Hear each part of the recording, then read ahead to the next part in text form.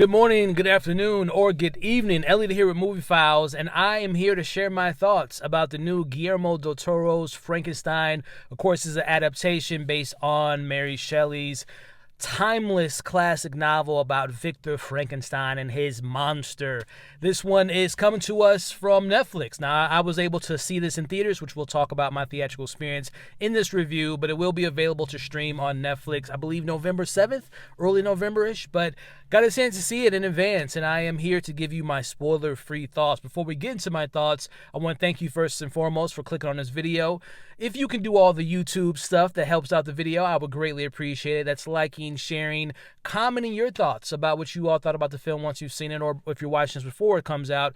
Anticipation, are you a fan of Guillermo? Are you a fan of this source material? Let me know your thoughts on that, and of course, consider subscribing if you enjoy the vibes, of course. But let's get into it, man. First and foremost, Guillermo, I am a fan. I'm a big fan. You know, of course, there's the Pan Labyrinth of the world. There's the Shape of Waters of the world. Personally, I have an infinite love for his Blade 2, Pacific Rim. I know it's a guilty pleasure. I know some people don't like it, but I really rock with that film. And his Pinocchio that he did a couple years ago are like, Guillermo's my guy. I'm a big fan. My issue sometimes with Guillermo is sometimes, and by no means am I referring to this as style over substance, but sometimes I feel like his aesthetic, the mood, and what he's trying to create atmospherically sometimes overshadows sometimes a narrative that doesn't really resonate with me or feels a little weak in the structuring of how he tells his stories, because he mostly not only directs, but he writes his own narrative. So I was a little bit nervous about that, but with that being said, initial impressions, I really enjoyed this film. I wouldn't say I'm a uber fan of the Frankenstein structuring of what we've seen in media, whether it's movies and shows, but I like the beating heartbeat of the narrative of creator, creation, that relationship, life, death, father, son, things of that nature. So I've always been compelled by the subtext of what Frankenstein stands for, and I think this film really captures that. That story, without giving too much away, and again, I mean, if you guys, the story's been around forever, but I really thought that Guillermo, when you think of Frankenstein, you think of universal monsters, werewolves, mummies, and Bride of Frankenstein. You think of the monstrous side, the more visceral, the more violent side of the creatures. But Guillermo really adds a level of focusing on the tenderness of the humanity of Frankenstein. And I really enjoyed that, especially the way the film kind of plays into the idea of embracing life versus deconstructing life. And what comes with life comes with death. And I just loved how he put an emphasis on focusing on the beauty of life. And there's this tenderness and kindness that comes with this film that I did not anticipate. Now, don't get me wrong, Guillermo knows how to evoke violence when need be, and there are some violent moments in this film which I thought were awesome, because again, going back to what I love about some of his more horrific side of his genius of him as a director, I thought he did a good job of capturing those moments. But it's not, it's far and in between, because again, the film really focuses on the humanity of Frankenstein, which I really enjoy. Which I guess just jumping right into the biggest win for me besides Guillermo's focus and what he focuses on in this film, and also too, let me get this out of the way, it is beautifully shot, great sets, immaculate sets, really good creature design. As far as this is a Frankenstein that is not so much focusing on the dead of Frankenstein and the scars and the brutality of the character. It's a very Doug Jones type of look to Shape of Water type of look that I saw with Jacob. But all the productional value of this film, especially seen on the big screen, was really beautiful. The MVP, Jacob Elordi, who I've been following since seeing him in the first 2 seasons of Euphoria. I've seen the crappy phone booth films. I've seen him in some other small independent films, and more recently Priscilla and Saltburn. I think he's a really good actor when given the right source material and given good direction.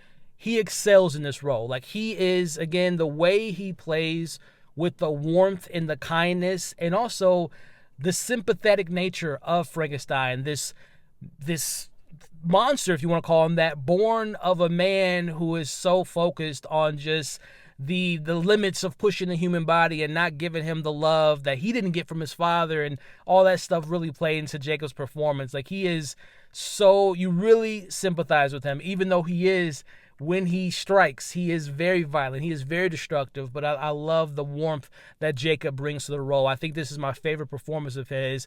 Are there any nominations his way? Potentially, like Best Supporting Actor. I think he deserves that to be in the conversation because this film's broken up to chapters, and when we get his chapter, I was just heartbroken in the best way possible because I really sympathized with the character, and I thought Guillermo, with the exceptional performance of Jacob, really brought that to life. So those things worked for me. We talked about the story a bit, and again, I love the themes of, if you know Victor and you know his relationship with his father, not being accepted for his father and wanting to be better than his father, and all of that trauma that he carried, brought that into the relationship with his creation of Frankenstein, and how he treats it's like, you know, it's that generational, you know, trauma that he brings into his relationship with his son, you know, and the monster. So I thought the story really worked. And again, I want to put an emphasis on this. This is not a horror film. This is a love story. This is a romantic gothic love story. And it might not work for everyone, but it worked for me because again, I'm not a diehard Frankenstein fan, but I love that angle that Guillermo decided to focus on. Now, if I were to get into some criticisms, there are some things that didn't work for me that might work on a second rewatch, but on my initial watch, again, it's broken into chapters.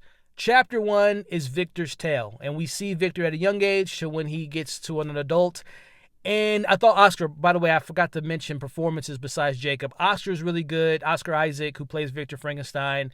Where there's some supporting roles like Charles Dance I thought was really good. But going back to my criticisms, nothing from the performance by Oscar, but I just wanted more from that chapter in a sense of seeing him experimenting on bringing back the dead and his obsession with death. I just wish there was more of an emphasis on that. And his childhood, I wish there was more time spent with his mother to really emphasize his yearning for love and wanting to be loved that he didn't get from his father. So the first chapter didn't work for me as much as Jacob's chapter. So that's an issue.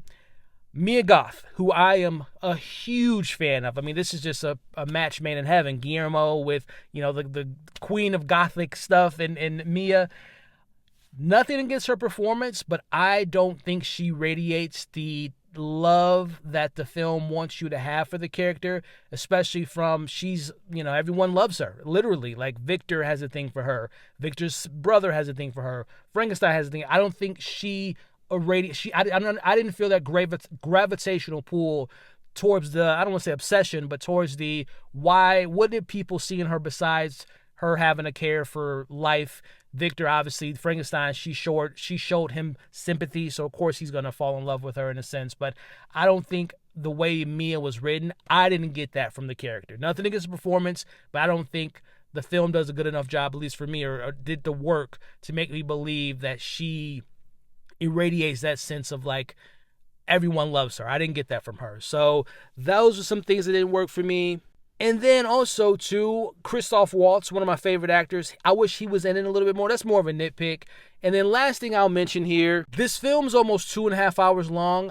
I don't think it needed to be that long to get to the point where we're in this film. I think it runs a little bit too long, and then it kind of a little bit of a sluggish pacing to it. I was never bored, but there were moments that I wasn't all the way invested. Again, going back to that first chapter, which I did not necessarily think was as defined as the second chapter. But all of that being said, man, I was fortunate enough to see this in theaters, and I think this deserves a theatrical experience, even though it is a limited theatrical run. But if you get the chance to see it in theaters, I highly recommend it. The story has enough weight to you be able to take and appreciate it at a home viewing via Netflix. But I'm going to go 3.8 out of 5 for me. I think this can get a little bit higher on a rewatch, but 3.8 out of 5 for Frankenstein.